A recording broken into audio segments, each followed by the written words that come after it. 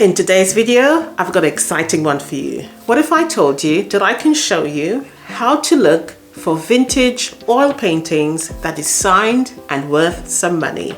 So I'm going to share with you today all of my thrifted painting, and I'm going to share with you how you need to look for them. What are the clues, what are the giveaways, and when to turn away from them. All right, so in today's video, let's get started in discovering how we find these beautiful oil paintings that is signed. Okay, so disclaimer here, I am not a professional, but there are certain things I think you should be able to identify for yourself, and you can train yourself while you're actually looking at these pictures, get your phone out, etc., and you can have a closer look at the canvas where many times a lot of the secrets are. So let's dive into the nitty-gritty. So this particular piece of work that you're looking at is by an artist by the name of Thrift. He is really common in the mid-century for seascape oil paintings, and this is sort of his type of work. You would most likely see his signature in the corner, as most artists would have their signatures in the right-hand corner. One of the things you'll need to look for is a sort of a crackling, as you can see here on the surface. And that sort of give you a web, or like when you're walking on the ground that's been really hot and you can see those natural development of cracks. Those are some of the images that you would see that authenticate the sort of time period, or that it's an authentic oil painting. A fake oil painting will not necessarily have that, and sometimes it can have it, but it's been sort of drawn in, whereas these ones here have been developed over a period of time naturally, and there will be sort of a depth to them. So if you run your fingers over it, you can actually feel that roughness, you can actually feel the cracks. There's something called impasto, and that's usually the layering of the thickness of the paint that's applied when it was actually being painted on. And there's also something that's called, I think it's oleograph, and that's also a fakeness to it. So what they will tend to do to make it look real is to use fake oil paintings, basically, and do a layer of fake oil paintings or fake oil paint, I should say, to actually go over the canvas to give it that particular look. Another way of identifying whether it's authentic or not is to just check the layer of the canvas, or the stretch, and how it's actually made, how it's been put together. Does it has nails or tacks? That's one way of knowing it's authentic. Look for the brush strokes again on the actual canvas itself, to the corner of the canvas. You can see where it's unfinished. Something that's printed or fake wouldn't have all those smaller details in it. You can also look for staples. Staples an indication, and it's a lot more modern, whereas in original times before, I think 1940s, you would actually have tacks or little nails into it.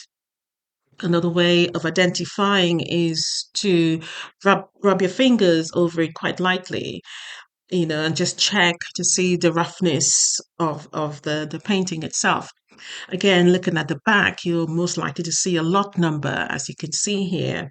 You can actually see the spider web I just mentioned, those crackling coming through on the back of the canvas. And sometimes you would actually see a labeling from the gallery as well.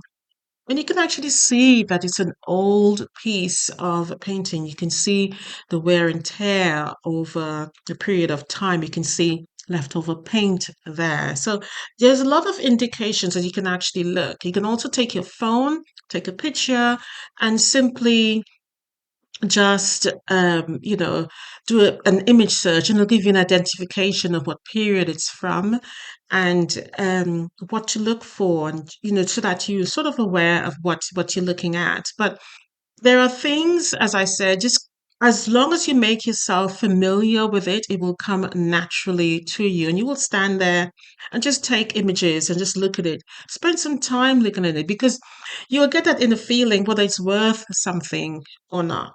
So those are the things I tend to do. This one, as I said, is by the artist Thrift, and I'll put exactly how much it is worth. Finally, conduct yourself an image search. stand there, take a photo, and upload it to Google, and we'll give you lots of information back that you can use to make an informed decision. It will tell you the name, it will tell you approximately what year it's from, whether it's 19th century or mid-century, etc. It also tell you an approximate price for it. It will actually tell you if it's a fake or not. So conduct those searches while you're there before you commit to actually buying the item. So this is a oil on canvas seascape painting featuring stormy coastal waters and beach vessels.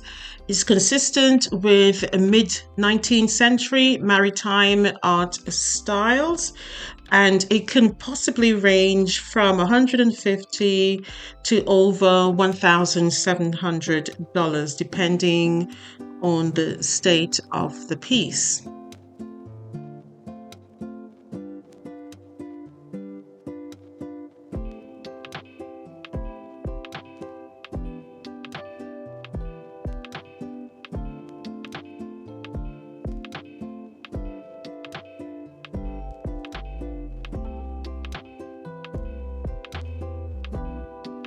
This one is by someone named Alex, and it's located in the right bottom corner as usual. So this is a landscape painting. It's similar in style and subject to other vintage paintings. As you can see, the framing here is the artwork is housed in the decorative gilt gold frame.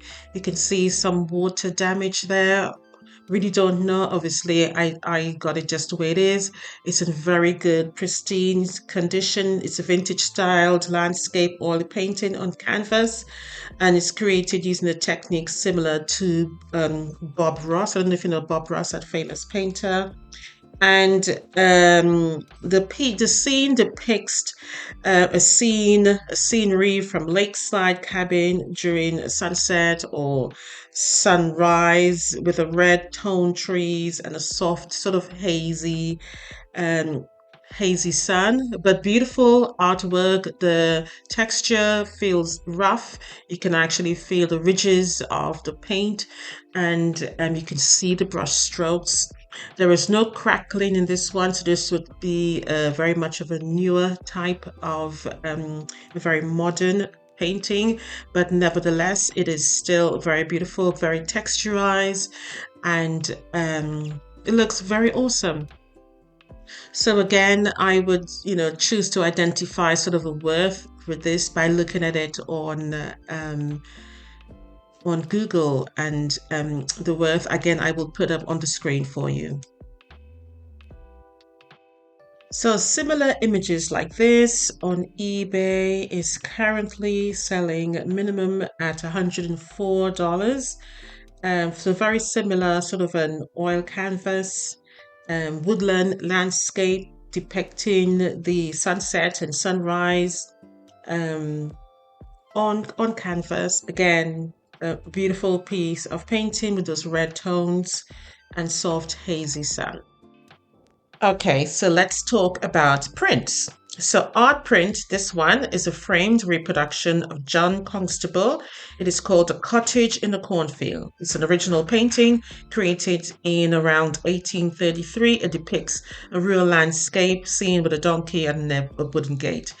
And behind the picture, this is where the secrets are. So you need to look out for a few items when you're examining these items here. So you're going to look out for gallery labels, which you just saw, which gives sort of a certificate of authenticity. Framers label, you can see that there says Stanlaw Frames. Purchase receipt, very doubtful, but the other items that I just called is really good. This one here was printed itself by the Victorian Albert Museum Gallery, which is a very good. All right. As I said, it's John Constable, and there's also a print reference, another important thing to check to see its valuable quality. I actually paid $5 for this one. Really, really impressed when I found it. And I'll say this, if you are into prints, please do not Mod Podge over them. I think that really cheapens the value, especially if you found something a bit small. All right, so just be mindful of that, because there's this ideology that if you add Mod Podge to make it look like a real painting, it makes it seem better. And in reality, it's not. It's housed here in a gold frame, as I said, behind glass, and that keeps it safe. Remember, if you're into this, again, you can safeguard your money here, but no Mod Podge, please. But again, take a picture of the image, do a Google search. eBay is a good place to look for comparison of prices and to let you know how valuable your prints are. But again, check for the labeling behind and the company of the frames. All right, so this particular oil painting here is by an Australian artist by the name of Betty Dubois. She is very much recognized in Australia, and her type of work, this particular art painting here, is a red bluff. That's the title that she has given it. Her work is very much recognized here, as I mentioned. That's her particular style of work. The art piece that you're looking at is a iconic coastal area here in Australia. I think it's called Black Point in Melbourne, Australia, is where this is actually located. Now, as I said, it's called Red Bluff, which is the actual location. And this is a type of her work that she usually did. As I said, she's only known in Australia here. The details again that you would look for is very similar. On the back, you can actually see the labeling again, very important. This one, the person who I got it from, I think this was an actual house clearance and they paid $135 for it. Currently, it is worth 150 to the 400 Australian dollars. So it was a very good find. This particular one was a house clearance. They just really wanted to get everything away.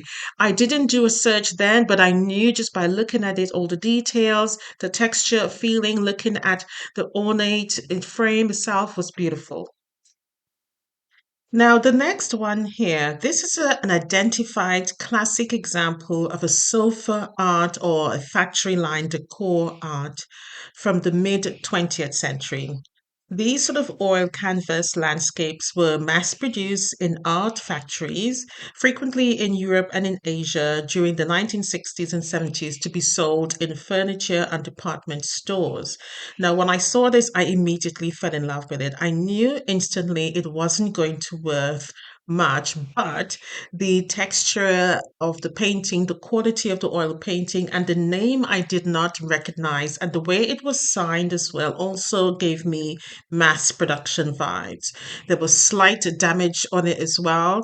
So I can see it was looked after, but not carefully looked after. I did add some antiquing wax just to blend in with the color gold, and as well, the gold itself wasn't the normal shiny gold ornate finish. Okay. So again, there are some telltale signs when it's not a vintage piece. However, I still loved it. The composition itself is of a central or a lake river, small cabin, cozy, vocal point, with beautiful trees and mountainous vibes to it. So, as you can tell from the back here, it's not, again, you can see that it's not an authentic one. You can definitely tell. So again, sometimes the telltale signs are silent, sometimes they're quite loud. So it's entirely down to you and how you pay attention to it. Okay, the signature Jerome is one of a fictional signature used by the factories to make the paintings feel like gallery finds or unique gallery finds. But again, visual appearance, certain things can tell you that it's not authentically a vintage find.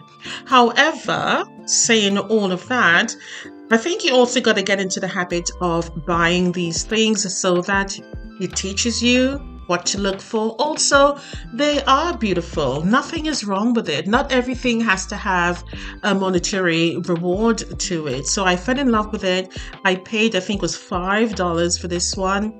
We were having a country sale with all the houses, all the families, people were just putting their stuff in their front lawn to buy.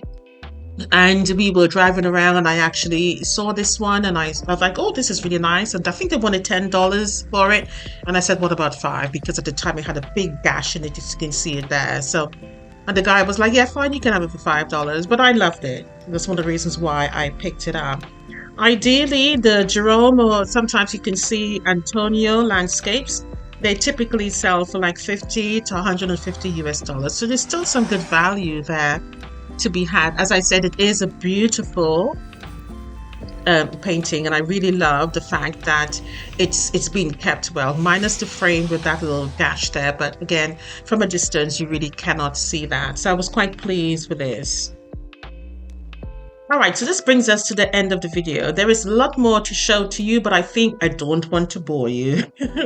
So what I would say is that if this is something you enjoyed, please let me know. Do like and subscribe for more. Leave a comment down below. If you'd like to see the rest of the actual paintings and prints that I have, I'd love to share them with you, but do let me know if you'd like to see part 2.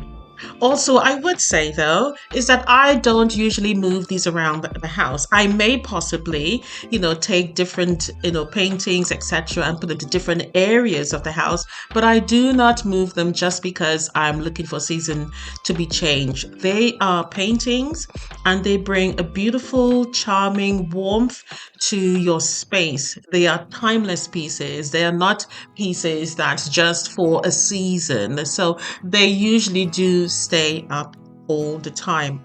But I love seeing them, and they really go with the aesthetics of your home and just bring that charming appeal to it. So I hope you enjoyed the video. Do let me know if you've learned something today and if you'd like to see part 2. As I said, like and subscribe for more. My name is Karen, and so thank you for watching my channel, Country Home Decor. See you in the next one, guys. Bye for now, and happy thrifting.